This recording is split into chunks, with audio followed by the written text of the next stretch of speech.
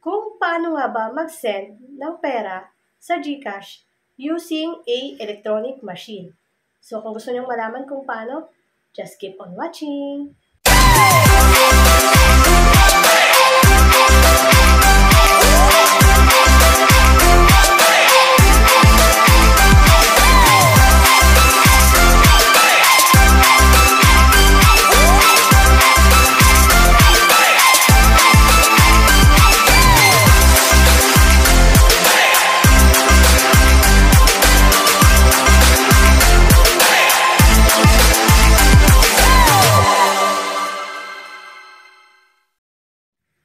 Hello everyone, it's me again, Danica Lopez channel, and welcome back to my YouTube channel.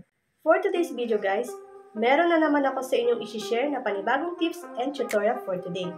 So ang tutorial and tips for today ay kung paano nga ba mag-send ng pera sa GCash using a electronic machine. So kung gusto nyo malaman kung paano, just keep on watching. And syempre, bago nga pala ako magsimula sa ating video for today, sa mga hindi pa nakasubscribe sa aking YouTube channel, huwag niyo akong kalimutan i-subscribe sa aking YouTube channel and syempre, pakiclick na rin ang notification bell para lagi kang notified sa aking mga susunod na uploaded videos. So tara, let's go! So tara, simulan na natin. First step is, hanapin niyo yung e-money. So pindutin natin, and then GCash. Tapos cash in. Pagtapos ng cash in, pindutin niyo yung yes. And then, i-enter ang 10-digit mobile number nyo. Ayan, so i-check nyo muna bago kayo mag-proceed.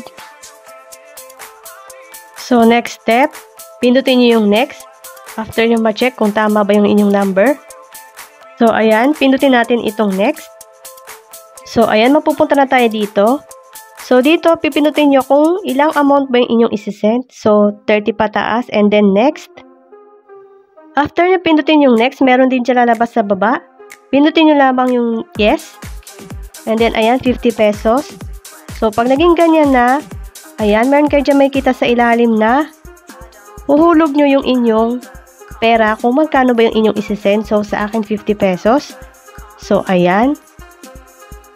So, after nyo mahulog yan, antayin nyo lamang siya magbasa. Ayan, so after niya mabasa, meron diyang lalabas na pay. So, pindutin nyo na yung pay. So, after nyo pindutin yung pay, ayan, ito na yung susunod na step. So, may nakalagay dyan print and then don't print and close. So, ayan. So, pinindot ko dyan I don't print para yan sa resibo. Ayan, so antayin lamang natin yan. So, ayan, antayin lamang natin siya bumalik sa dati. So, ayan, pag ganyan na po yung lumabas, ibig sabihin yan ay na-send na sa GCash. Makaka-receive din kayo ng text message once na matanggap nyo na ang inyong pera. So, sana guys, meron kayong natutunan sa aking panibagong tutorial. Thank you for watching and see you again in my next vlog. Don't forget to like and subscribe. Bye!